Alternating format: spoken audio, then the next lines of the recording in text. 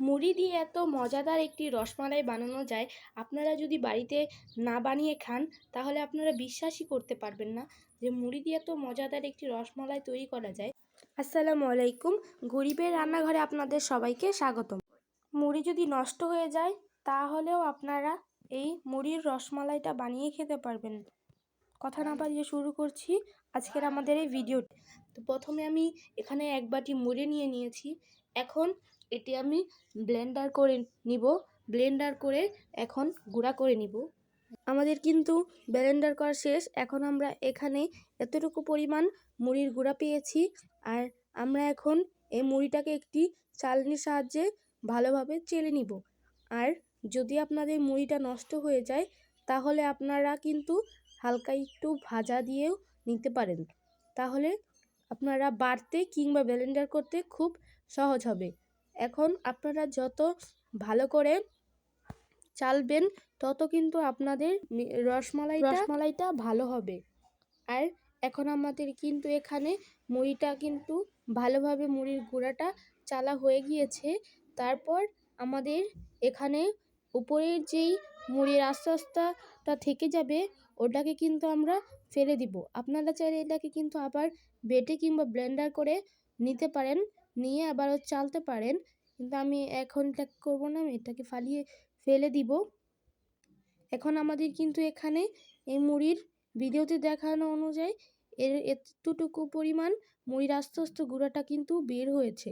এখন একটি বাটির ভিতর ঢেলে নিব।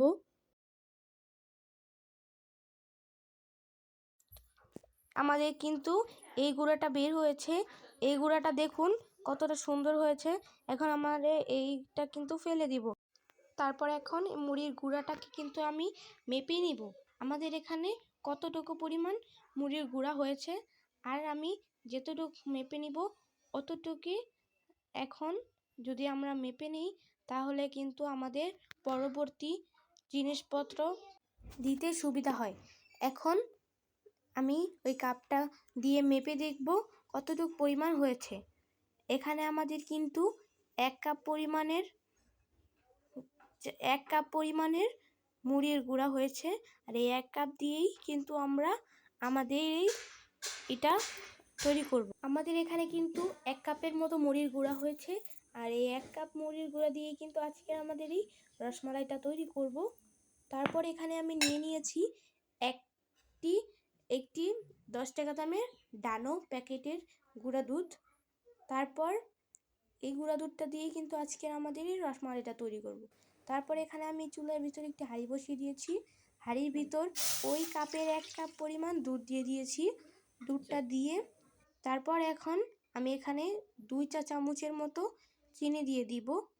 চিনিটা দিয়ে তারপর এখানে আমি যেই ডানো দুধটা দেখিয়েছিলাম ওই ডানো দুধের প্যাকেট থেকে দুধগুলোকে দিয়ে দিব। দিয়ে তারপর এখন দুধটা দিয়ে ভালোভাবে নাড়াচাড়া করে নিব। নাড়াচাড়া করব যাতে আমাদের দুধটা একসাথে দলা পেকে না যায়। তারপর এখানে আমি আমার পরিমাণ মতো কিছুটা লবণ দিয়ে দিয়েছি। লবণটা দিয়ে একটি চামচের সাহায্যে আবারও নাড়াচাড়া করে নিব। তারপর এখানে আমি 2টা এলাচ দিয়ে দিয়েছি। এলাচ দুটো ফেটে দিব। দিয়ে এখন আমি আবারও নাড়াচাড়া করে তারপরে যে 1 কাপ মুড়ির গুঁড়োটা দেখিয়েছিলাম ওই গুঁড়াটাকে দিয়ে ভালোভাবে নাড়াচাড়া করে আমি এখানে একটি ডো তৈরি করে নিব। ডোটা তৈরি করব যাতে আমাদের রসমালাইটা বানানো যায়, তাই। তারপর একটি চামচের সাহায্যে ওই আগের দুধের সাহায্যে দুধগুলোকে মুড়ির সাথে ভালোভাবে নাড়াচাড়া করে একটি ডো তৈরি করতে হবে, যাতে আমরা খুব সহজেই একটি ডো তৈরি করে আমি রসমালাইটা তৈরি করতে পারি। তারপর আমাদের এখানে কিন্তু ডোটা তৈরি হয়ে গিয়েছে। এখন একটি বাটির ভিতর ডোটা ঢেলে নিব। ঢেলে নিয়েছি দেখুন। এই ডোটা দিয়েই কিন্তু আমরা আজকে রসমালাইটা তৈরি করব, তাই। তারপর এখানে কিন্তু আমি ঠান্ডা হতে দিয়েছি। তারপর আমি এখানে কিন্তু শিরাটা তৈরি করে নিব। 1 কাপ ওই 1 কাপ পরিমাণের আমি চিনি দিয়ে দিয়েছি। তারপর ওই কাপেরই 2 কাপ পরিমাণ পানি দিয়ে দিব। দিয়ে পানিটা দিয়ে ভালোভাবে লাড়াচাড়া করে নিব। লাড়াচাড়া করে আমাদের এখানে কিন্তু পানিটা বেশি দিতে হবে। 2টা বুক ফেটে এলাচ দিয়ে দিয়েছি, দিয়ে চুলার জালটা অন করে ভালোভাবে লাড়াচাড়া করে আমাদের এখানে শিরাটা তৈরি করে নিতে হবে। আর এখানে কিন্তু আমাদের শিরাটা তৈরি হতে থাকুক, আর ওইখান দিয়ে আমরা আমাদের ডোটা তৈরি হয়েছে সেখান দিয়ে আমরা রসমালাইটা তৈরি করে নিব। এই যে এগুলো হচ্ছে আমাদের ডো। তারপরে হাতে একটু ঘি মাখিয়ে এখানে কিন্তু আমরা একটু ভালোভাবে মথে নিব। মথে তারপরে কিন্তু আমরা আমাদের রসমালাইটা তৈরি করব। ভালোভাবে যদি আপনারা না মথেন তাহলে কিন্তু আপনাদের রসমালাইটা হবে না, ভেঙে যাবে, ভেঙে গলে যেতে পারে। তাই বলছি ঠিক করে মথে নেবেন, মথে এরকমভাবে করে নেবেন। তারপর বেশি করে হাতে ঘি মেখে এখান থেকে কিছুটা পরিমাণ রসমালাই এখান থেকে আমি কিছুটা পরিমাণে নিয়ে হাতের ভিতর দিয়ে রসমালাই শেপে করে নিব। শেপে করে নিয়ে এরকমভাবে গোল গোল করে নিব। যদি দেখেন আপনারা এরকমভাবে ভেঙে যাচ্ছে তাহলে কিন্তু আবার আরও বেশি করে মথতে হবে। আমাদের এখানে যত আপনারা মথবেন আপনাদের রসমালাইটা কিন্তু ততটাই সুন্দর হবে।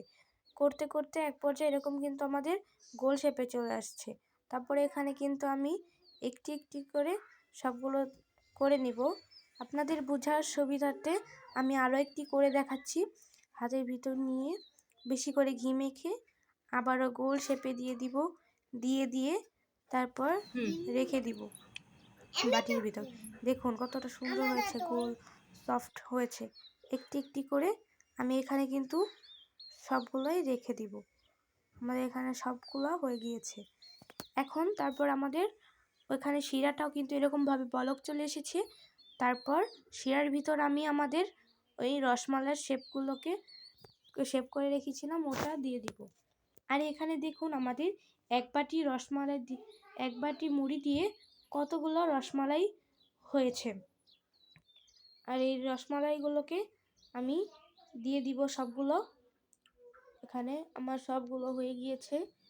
একটি একটি করে সবগুলো শিরার ভিতর দিয়ে এখানে আমাদের কিছুক্ষণ অপেক্ষা করতে হবে। আপনারা কিন্তু সাবধানে দিবেন, নয়তো ভেঙে যেতে পারে আর গলেও যেতে পারে। তারপর আমরা দেওয়া শেষে এখন কিছুক্ষণ হালকা একটু নাড়াচাড়া করে কিছুক্ষণের জন্য ঢেকে দিব।